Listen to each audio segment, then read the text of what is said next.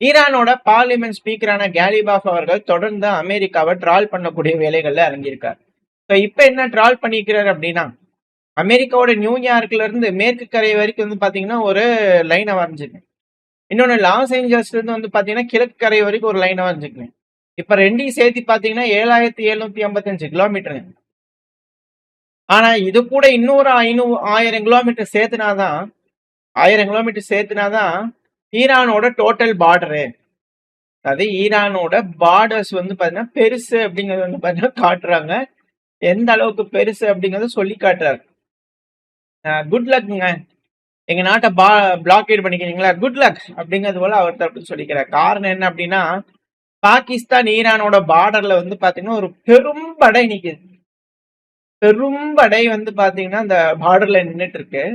எதுக்காக அப்படின்னா, ஈரான் கிட்ட இருந்து வரக்கூடிய அந்த ஆயில், அதுவே சீப்பான ஆயில். இவன் வண்டிய விடுறான் உள்ள, கப்பலும் விடுறான் உள்ள. பாகிஸ்தான்ல இருந்து வண்டி டூ வீலர் ரைடர்ஸ் வந்து பாத்தீங்கன்னா உள்ள போய் கேனா வந்து பாத்தீங்கன்னா ஆயில ஃபில் பண்ணிட்டு வந்துடுவாங்க போல தெரியுதே. இந்த அளவுக்கு ஆளுங்க இருக்காங்க அப்படின்னு நம்மளுக்கு சேர்த்துல சப்ளை பண்ணுவாங்க. கடல் வழியா வண்ணனும் பண்ணக்கூடாதுன்னா நீரில் போல இருக்குது. இவங்களே ஒரு சப்ளையர்ஸா மாறிடுவாங்க போல தெரியுது. ஈரான் கிட்ட இருந்து ஆயில் வாங்கி எல்லாத்துக்கிட்டையும் வியாபாரம் பார்த்து இவங்களே பெரிய ஆளுங்க ஆயிருவாங்க போல தெரியுது அப்படிங்கிற கேள்விகள். ஏன்னா மக்கள்லாம் ஒரு அளவுக்கு தான், அதுக்கு மேல வந்து பாத்தீங்கன்னா கண்ட்ரோல் பண்ண வச்சாலும் வெடிச்சிருவாங்க இல்லையா. ஆயில் கேஸ் பற்றாக்குறை இருக்குன்னா அப்புறம் சமைக்க முடியாது, போக்குவரத்து இல்ல, சாப்பாடோட விலை ஏறுதுன்னா யாரும் அமைதியா இருக்க மாட்டாங்க. எந்த நாட்டுல இருக்கக்கூடிய பிரஜைகளும் வந்து பாத்தீங்கன்னா காண்டாயிருவாங்க. அரசாங்கம் அதுக்கேற்றபடியான முடிவுகள் எடுக்கும். அப்படி எடுத்துச்சுன்னா கண்டிப்பா பிரச்சனைகள் ஆகும். ஸோ ஈரானோட பிளாக்கேடு போடுறதுங்கிறது கண்டிப்பா வாய்ப்பு இல்லை ராசி. எந்த அளவுக்கு இது கை கொடுக்க போகுது அமெரிக்காக்கு அப்படிங்கிற போல வெயிட் பண்ணி பார்க்கலாம். இதுல என்னன்னா, ஈரானுக்குள்ள வந்து பாத்தீங்கன்னா ஏர் டிஃபென்ஸ் சிஸ்டம் தொடர்ந்து ஆக்டிவா இருக்கு. அட் த சேம் டைம் ஈரானோட கடலோர பகுதிகளில் பறக்கக்கூடிய ட்ரோன்களையும் டவுன் ஆயிட்டு இருக்கு. அது அட்டாக் பண்றது விதமா இல்லை, சிக்னல் ஜாம் ஆயிடுது, சிலதெல்லாம் தண்ணிக்குள்ள விழுந்துருது அப்படிங்கிற போல செய்திகள் வந்துகிட்டு இருக்கு. So maybe electronic warfare use பண்ணி சப்ரஸ் பண்ணலாம். ஈரான் அருகே வரும்போது எலக்ட்ரானிக் வார்ஃபேர் ஹெவியா வேலை செய்த அந்த ஏரியாக்கள்ல பெர்ஷியன் கல்ஃப்ல அப்படிங்கிற பார்க்கலாம். ஸோ ஈரானோட ஏர் டிஃபென்ஸ் சிஸ்டம் வந்து பண்ண ஆக்டிவா இருக்கு, செக் பண்றாங்களா அப்படின்ற கேள்விகள் இருக்கு. இதுல இன்னொன்னு என்ன அப்படின்னா, ஈரான் ட்ரோன் ஸ்ட்ரைக்கை வந்து பாத்தீங்கன்னா திரும்பவும் குர்திஸ்தான், எர்பில் இருக்கு இல்லையா, ஈராக்ல இருக்கக்கூடிய குர்திஸ்தானோட கட்டுப்பாட்டுக்குள்ள இருக்கக்கூடிய பகுதி. ஸோ அங்க வந்து பாத்தீங்கன்னா ஹெவியா அட்டாக் பண்ணிக்கிட்டே இருக்கிறாங்க. தொடர்ச்சியா 2 நாளா வந்து பாத்தீங்கன்னா அட்டாக் பண்றாங்க. இதே போல சம்பவம் வந்து பாத்தீங்கன்னா பிப்ரவரி 28 அந்த டைம்ல நடந்துட்டு இருந்துச்சு. ஸோ குர்திஸ்தான் ரெடி ஆகிறாங்க அப்படிங்கிறது போல ஈரான் முன்னாடியே ஸ்மெல் பண்ணிட்டு அடிச்சுட்டு இருந்தாங்க. இப்ப திரும்பவும் ரவுண்ட் 2 அப்படிங்கும் போது இப்ப ஈரான் வந்து பாத்தீங்கன்னா அங்க தாக்குறாங்க அப்படின்னா, முன்னாடி எல்லா அனலிஸ்டும் சொல்ல மாதிரியே தான், ஒருவேளை குர்திஸ்தான்ல இருக்கக்கூடிய நபர்கள் இப்ப அமெரிக்கா எல்லாம் பேசி மண்டே கல்வி கன்வின்ஸ் பண்ணி திரும்பவும் இப்ப அசர்பைஜான் அந்த சைடு பார்டர் இருக்கு இல்லையா, ஈரானோட வடமேற்கு பகுதிகள். ஸோ அந்த இடத்துல வந்து பண்ணா குர்திஸ்தானை எக்ஸ்பேண்ட் பண்ண வைக்கிறதுக்கான வேலைகளை இறங்குவாங்களா அப்படின்னு கேள்விகள் இருக்கு. ஸோ இது அந்த சைட்ல இருக்கக்கூடிய ஒரு விஷயம். ஏன் இது திரும்ப வந்து பாட்டினா ஈரானுக்குள்ள பிரச்சனைகளாகும் பலரும் சொல்றாங்கன்னா, இஸ்ரேலோட டிஃபென்ஸ் மினிஸ்டரான இஸ்ரேல் காட்ஸ் அவர், இஸ்ரேல் வந்து பாத்தீங்கன்னா இப்போ கண்டினியூ பண்ணுவோம், நாங்க மிலிட்டரி கேம்பெயினை வந்து பாத்தீங்கன்னா ஈரானுக்கு எகெயின்ஸ்டா கண்டினியூ பண்ணுவோம் நியர் ஃபியூச்சர்ல. ஏன் அது நடக்கும் அப்படின்னா, இஸ்ரேலோட அப்ஜெக்டிவ்ஸை ஃபுல்லா அச்சீவ் பண்ணும் ஈரான்ல, அதை நாங்க செஞ்சே தீருவோம். ஸோ கண்டிப்பா நாங்க அட்டாக் பண்ணியே தீருவோம், நாங்க மிலிட்டரி ஆப்ரேஷனை கண்டினியூ பண்ணுவோம் அப்படிங்கிறதுல அவங்க தரப்பு வந்து உறுதியா இருக்காங்க. ஸோ இப்படி இருக்கும்போது அமெரிக்கா என்ன பண்ணுவாங்க, நீ வரியா இல்லையா நான் போய் அடிச்சிருவேன் அப்படிங்கிறது போல இஸ்ரேல் தரப்பு வந்து பண்ணும்போது, அப்புறம் ஈரான் அடிக்கிறாங்க அப்படிங்கும்போது ஈரானை தடுக்கணும்னா ஈரானுக்குள்ள வந்து பண்ண தாக்குதல் நடந்தாலே நடக்கும். ஒரு கட்டத்துக்கு மேல இஸ்ரேல்னால வந்து பண்ண தன்னிச்சையா வந்து ஈரானுக்கு எகெயின்ஸ்டா சண்டை பிடிச்சு ஜெயிக்க முடியாதுன்னா அதுக்கான வாய்ப்புகள் இல்லை. இது ஒரு பெரும் சிக்கலா மாறிடும். அதனால இப்போ மிடில் ஈஸ்டே வந்து பண்ண பதட்டமா இருக்கு அப்படிங்கிறது இதுல இருக்கக்கூடிய ஒரு பாயிண்ட். ஸோ இது மிடில் ஈஸ்ட்ல இருக்கக்கூடிய விஷயம். அட் த சேம் டைம் நம்ம ரஷ்யா உக்ரைன் வந்துட்டோம்னா துப்சே பகுதியில திரும்பவும் தாக்குதல், திரும்ப வந்து பாத்தீங்கன்னா அந்த ட்ரோன்களை விட்டு அந்த பகுதியில் அடிச்சுக்கிட்டே இருக்கிறாங்க. லட்சக்கணக்கான ரூபாய் செலவு பண்ணி வந்து பண்ண, கோடிக்கணக்கான ரூபாய் செலவு பண்ணி அந்த ஆயில் எல்லாம் வந்து பண்ண ஸ்பில்லா இருக்கும் இல்லையா, என்விரான்மெண்டல் டேமேஜ் சரி செஞ்சுக்கிட்டு இருக்கோம் அப்படிங்கிறதோட ரஷ்ய தரப்புன்னு சொல்ல இப்ப திரும்ப வந்து பண்ண அட்டாக் நடந்துகிட்டே இருக்கு. ஸோ இது ரஷ்யாக்குள்ள எந்த மாதிரியான விஷயங்களை ஏற்படுத்த போகுது மக்கள் அதிருப்தியாக போறாங்களா? இல்ல ஆதரவு இருக்க போதா? இல்ல கோபங்கள் உண்டாகுமா? அமெரிக்காவோட அழுத்தங்கள் உக்ரைனுக்கு இருக்கலாமா? இது போல விஷயங்கள் பல்வேறு விஷயங்கள் இருக்கு.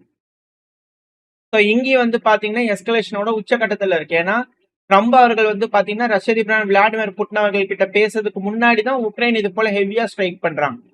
ஸோ அப்ப பண்றாங்க அப்படின்னா என்ன மாதிரியான உதவிகள் ரஷ்யா கிட்ட ட்ரம்ப் அவர்கள் கேட்டிருக்கலாம்? என்ன மாதிரி விஷயங்கள் நடந்திருக்கலாம்? அப்படிங்கிற கேள்விகள், கண்ணோட்டங்கள்ல பல்வேறு அனலிஸ்டுக்குள்ள இருந்து இருக்கு. ஸோ இது எஸ்கலேட்டட் தான். அது மட்டும் இல்லாம இதே ரஷ்யாக்குள்ள வந்து பாத்தீங்கன்னா ஒரு சபட்டாஜ் ஆக்டிவிட்டி நடந்திருக்கு நாச வேலை. தீவிரவாத தாக்குதலா கூட மாறி இருந்திருக்கலாம். என்ன காரணம் ஏதுன்றது தெரியல. பட் ஆனா ரஷ்யாவோட கவர்னர் அங்க மக்களோட வந்து பண்ணா போட்டோ எடுத்துருக்கும் போது திடீர்னு ஒரு பையன் வந்து கத்தியால குத்துறதுக்கு ட்ரை பண்ணிக்கிறான். செக்யூரிட்டி நல்ல வேலை தடுத்துட்டாங்க. Just miss.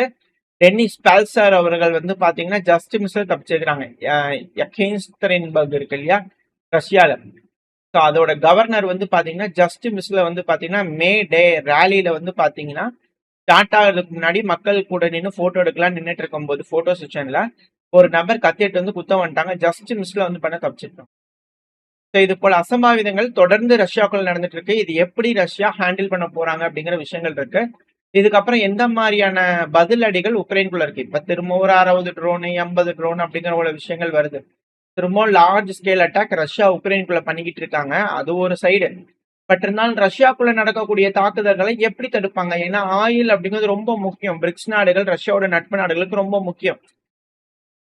இப்போ ரஷ்யா வந்து பாத்தீங்கன்னா இதுக்கு பல காரணங்கள் இருக்கு. ஆயில் தட்டுப்பாடு அப்படிங்கும்போது ரஷ்யா தானே அடுத்த இங்க இருக்கக்கூடிய நாடுகளுக்கு எல்லாம் சப்ளை பண்ணி ஆகணும். இப்ப துப்சைல இருந்து பெம் வரைக்கும் எல்லா பயிலும் அட்டாக் பண்றாங்கன்னா எப்படி இது என்ன மாதிரியான விஷயங்கள் நடக்கும்? இதுக்கோட விளைவுகள் என்ன அப்படிங்கிறது போல பல அனலிஸ்டோட கருத்துக்கள். இப்ப இந்த சமயத்துல வந்து பாத்தீங்கன்னா சிரியா இருக்கிறாங்க இல்லையா? ரஷ்யா கூட வந்து பாத்தீங்கன்னா மெயின் சப்ளையரா மாறிட்டாங்க. ரஷ்யா வந்து அதிகப்படியான ஆயில சிரியாவுக்கு விற்கிறாங்களா. இதை வந்து மேற்கு மீடியா சொல்றாங்க. பப்ளிக்கா வந்து பாத்தீங்கன்னா மேற்கோட இருக்கிற மாதிரி காமிச்சிட்டு ஆனா இதுக்கு முன்னாடி இருக்கிற அரசாங்கத்தை விட ரொம்ப அதிகமா வந்து ரஷ்யாவோட ஒட்டி உறவாடி இருக்கிறாராமா சாரா அவர்கள். மாஸ்கோவோட நம்பிக்கையில வந்து பண்ணா மாஸ்கோவோட டிபெண்டா மாறிட்டு இருக்காங்க சரியா அப்படிங்கிறது போல மேற்கு மீடியாக்கள் வந்து பண்ணா அதிருப்திகளை காமிச்சிருக்காங்க. செய்திகளை பார்க்கும் போதே தெரியுது. எந்த அளவுக்கு மேற்கு நாடுகள் இப்போ மோதல்களுக்குள்ள இறங்கியிருக்காங்க. ஒன்னு ஈரான் இன்னொன்னு ரஷ்யா அப்படிங்கிற 2 ஃப்ரண்ட் வார்ல வந்து பாத்தீங்கன்னா இப்போ என்கேஜ் ஆயிருக்காங்க மேற்கு நாடுகள். ஃபர்ஸ்ட் நம்ம சொல்லிட்டு இருந்தோம் 2 ஃப்ரண்ட் வார் அப்படிங்கிறதோட இப்போ மாறி இருக்கு. இப்ப இந்த சமயத்துல ஸ்வீடன் பக்கத்துல வந்து பாத்தீங்கன்னா ரஷ்யால இருந்து போயிட்டு இருக்கக்கூடிய செயின்ட் பீட்டர்ஸ்பர்க்ல இருந்து போயிட்டு இருக்கக்கூடிய கப்பலை வந்து பாத்தீங்கன்னா குனியாவோட கப்பலை வந்து பண்ணா புடிச்சிட்டு போயிருக்கிறாங்க. எப்படி அமெரிக்கா அங்க கப்பல்களை பிடிக்கிற வேலையில இருக்கிறாங்களோ அதே போல இங்க ஸ்வீடன் மற்ற நாடுகள்லாம் இருக்கட்டும் தொடர்ச்சியா வந்து பாத்தீங்கன்னா கப்பல்களை பிடிக்கக்கூடிய வேலைகள்ல இறங்கியிருக்கிறாங்க யூரோப்பியன் யூனியன் நாடுகள். ஸோ பக்கத்து நாடுகள் வந்து பண்ணா ரெக்வஸ்ட் விட்டாங்க, அதனால நாங்க போய் பிடிச்சோம் அப்படிங்கிற செய்திகள் வருது. இதுக்கு ரஷ்யா என்ன மாதிரியான விளைவுகள் கொடுக்க போறான்னு பார்க்கணும். ஸோ ரஷ்யா உக்ரைன் அப்படிங்கிறது ஹெவியா இருக்கக்கூடிய அந்த சமயத்துல அட் சேம் டைம் ஆப்பிரிக்காலையும் பத்திக்கு தேடிது. ஆப்பிரிக்கால வந்து பண்ணா ஆப்பிரிக்கா கார்ப்ஸ்ல வந்து பண்ணா ஹெவியான பாம்பிங் ஸ்ட்ரைக் ரஷ்ய தரப்பு வந்து பண்ணிட்டு இருக்காங்க. ஜெயநயம் அப்புறம் எஃப்எல்ஏ இருக்கிறாங்க இல்லையா? அந்த ஆளுங்களோட கேம்புகள் எங்க இருக்கோ அந்த ஏரியாலாம் மிக பெரும் தாக்குதல், அதுவும் அதிகமா பாப்புலேட்டடா இருக்கக்கூடிய செட்டில்மெண்ட்ஸ் கொலோனா இது போல பகுதிகள், ஃபரானி இந்த பகுதிகளில் வந்து பண்ணா மாலையில் இருக்கக்கூடிய பகுதிகள். ஸோ அங்கெல்லாம் வந்து பண்ணா ஹெவியா ஏர் ஸ்ட்ரைக் பண்ணிருக்காங்க ரஷ்யா. ஸோ கவுண்டர் ஸ்ட்ரைக் வந்து பண்ணா ரஷ்ய தரப்பு வந்து பண்ண ஆரம்பிச்சிட்டாங்க. ஸோ எல்லா பக்கத்துலயும் வந்து பாத்தீங்கன்னா போர், யுத்தம், அழிவு, தாக்குதல் அப்படிங்கிற செய்திகள் இருக்கு.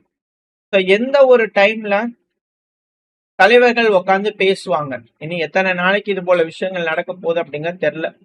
பட் அது போல செய்யறாங்க அப்படின்னா அமைதி கொண்டு வர்றதுக்காக எந்த மாதிரியான விஷயங்கள் நடக்க போது வரக்கூடிய செய்திகள் வச்சு ஜியோ பாலிட்டிக்ஸ் புவியியல் சார்பா வந்து பாத்தீங்கன்னா நடக்கக்கூடிய விஷயங்களை அடுத்தது பார்க்க ஆரம்பிக்கலாம். உங்களோட அன்பாதரவும் எனக்கு எப்ப இருக்குன்ற நம்பிக்கையில அடுத்த பேர் சந்திக்கிறேன். அவருக்கு ஸ்டே சேஃப். பை.